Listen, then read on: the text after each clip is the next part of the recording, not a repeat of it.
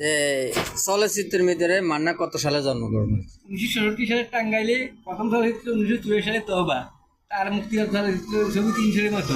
তিনি সোশ্যালিস্ট নায়িকার সাথে কাজ করেছেন। তাই কবরে তারপরে জন্ম 1950-এর 19 এপ্রিল 1967 সালে।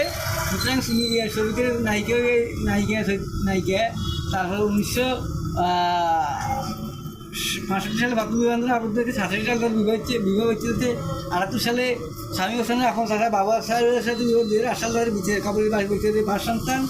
3 সালে তার অভিনয় করেছে কবরী। 2021 সালে 17 এপ্রিল করোনা আক্রান্তে মারা গেছে। আর রাজ্জাক রাজ্জাকের জন্ম 1942 সালে 17 আগস্ট। চলচ্চিত্র আছে 1968 সালে বেহুলাচলের মাধ্যমে।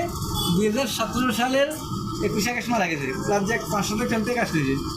আর হচ্ছে এটা অমিত হাসান। অমিতাভ খান 1990 সালে ছবিতে এসে প্রথম ছবি চেতনা 300 হিসাবে তো অভিনয় করেছে। আর হচ্ছে মুনমুন। মুনমুন এসে 94 সালে বোমা ছবির মাধ্যমে।